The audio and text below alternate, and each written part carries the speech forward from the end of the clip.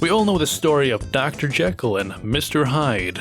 A doctor makes himself a potion that turns him into the monstrous Mr. Hyde, and then he does some murders. Or something. I haven't actually read it because I'm not a fucking nerd.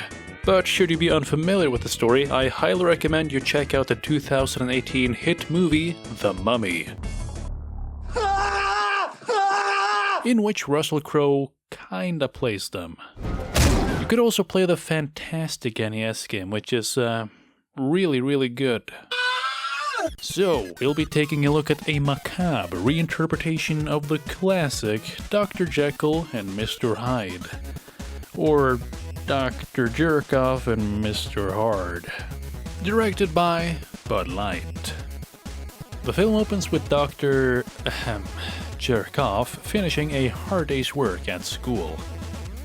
Apparently this guy is a teacher, which sure, is the exact same thing as a doctor. Hello, Dr. Richards. Whatever. As he walks over to his car, one of his students tracks him down. Dr. Jerkov! Dr. Jerkov! Mr. Dillon, how are you today? And Jesus, if this is what it looks like pre-transformation, then this is a horror movie. Hi. I just wanted to talk to you about my paper. I'm having problems with my dick. Boy, I know his name is Jerkov, but come on, homework is very important. Okay, 2 weeks. That's it. I knew you'd understand. This scene establishes two things. Dr. Jerkov is, just like you, a big, spineless loser. But at least he's above trying to score with his students. I guess, even though that mustache would suggest otherwise. God damn it, stop staring at his ass. But things are only getting worse, as this is how Doc spends his evenings. I haven't had sex since the last Star Trek convention. And that was with a Klingon. But inspired by his students, Doc gets an idea. Yes, hello, operator? Could you give me the number of the nearest gay bar? Jesus, this looks like the bus stop outside of a rehab clinic. Is this supposed to be a bar? And what's that, the Catalina stamp of approval? Why, Steve Rambo behind this? Maybe. Sadly, no. And Doc's night out goes about as well as, let's be real, my nights out. So, what's a nice boy like you doing in a place like this? Leaving. And just like me, he goes home alone. But at least he's nice to the homeless. On the way back from the club, I passed these two homeless boys. I felt sorry for them.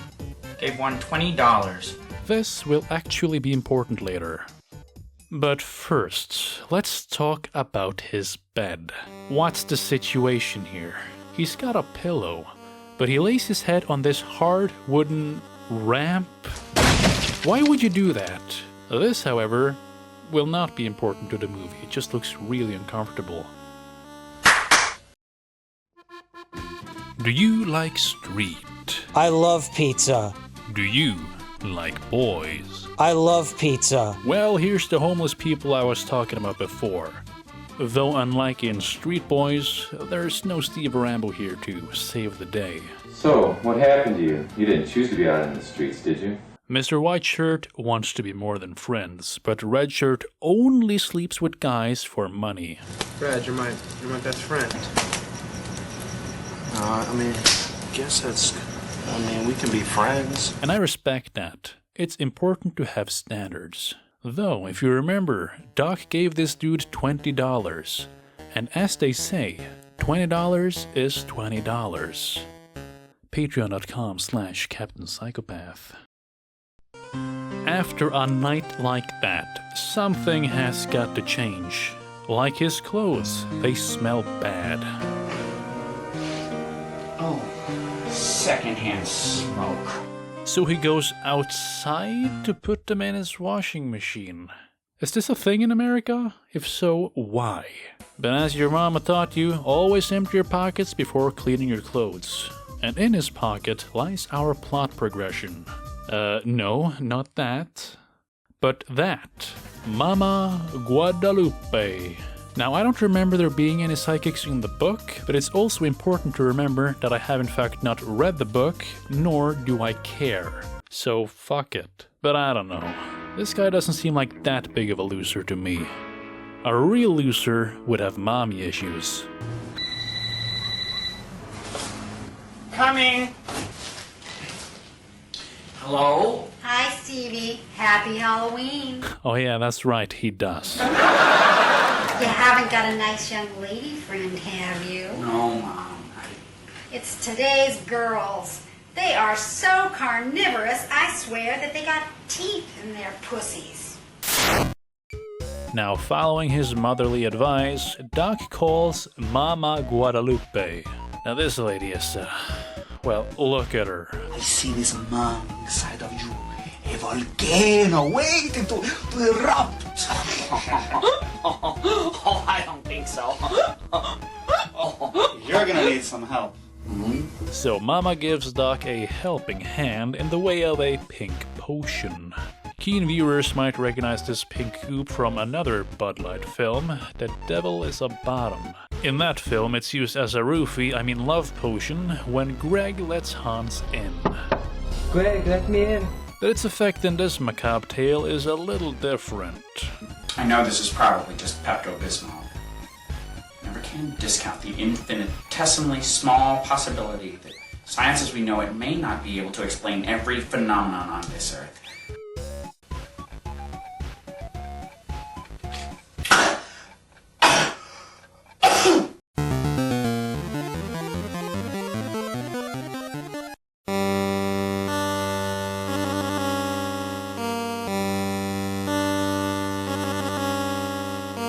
Oh wow, I'm horrified.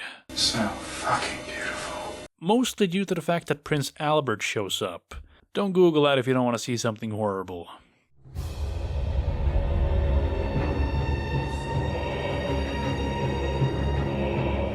So, just like in the book I didn't read, Mr. Hyde, or in this case Mr. Hard, runs out to terrorize the town.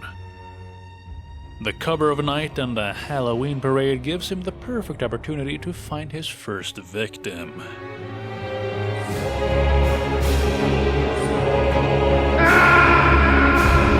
But before he can finish the job, the potion runs out. Oh my goodness. He ends up back in his godforsaken bed, where he journals like a dweeb. The effects of the potion lasted exactly 4 hours and 20 minutes. How incredible. Then he somehow falls asleep, and as is tradition, we get a strange dream sequence with some Twin Peaks vibes. Now you belong to me.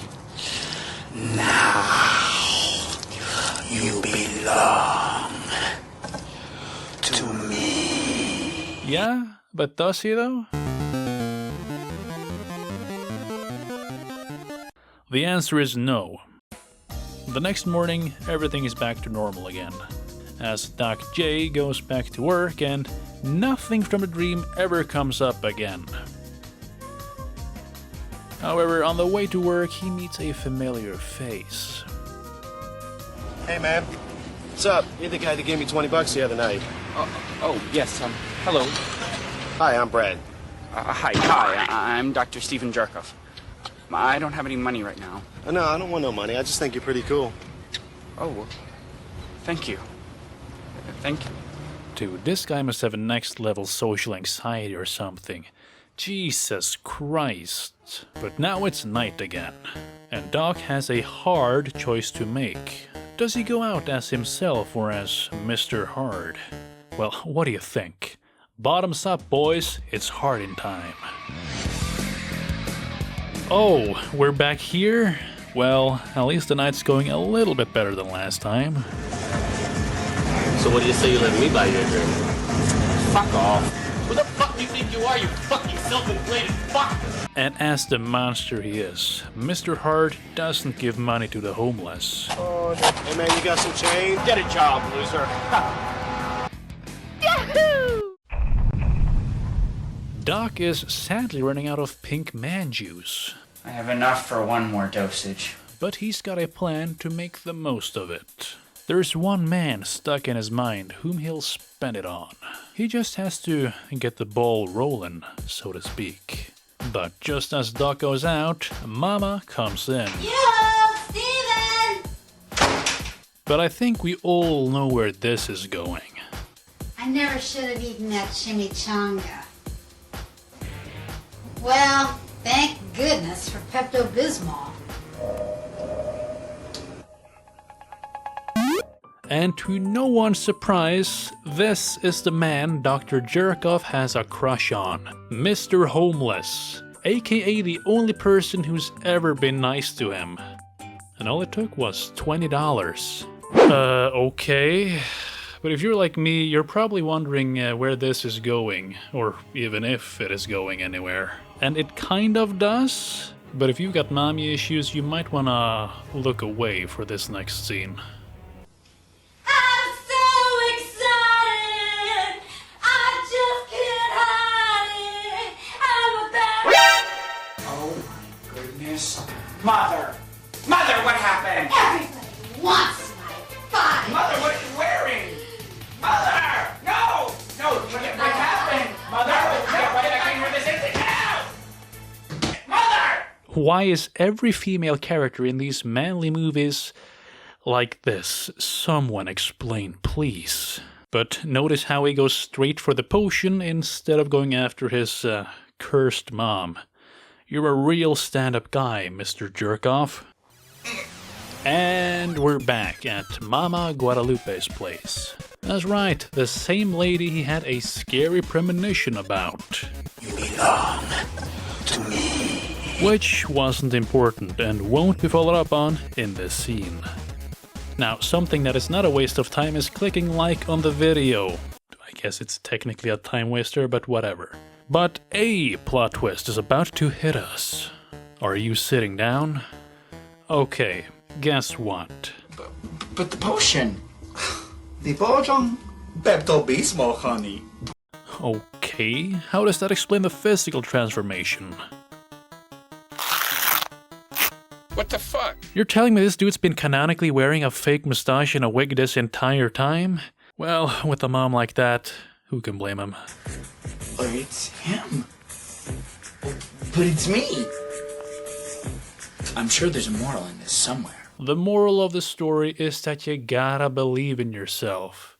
And also stop dressing like an idiot. And that's the end. We never get to see the date between Dr. J and Mr. Homeless, nor do we get to see what happens to the mom. She's just out there, doing whatever. But hold up, if that was just a placebo, then what the heck happened to the mom? I don't know, Mama Guadalupe, you're acting kinda sus. Maybe that dream sequence meant something after all. Well, it didn't, because the film is over. And that's the end of the movie. Not quite on the same level as The Hole, but it was spooky enough. In terms of book accuracy though, I'm gonna have to give it a 4 out of 10, as Mr. Hyde never has to fight Tom Cruise.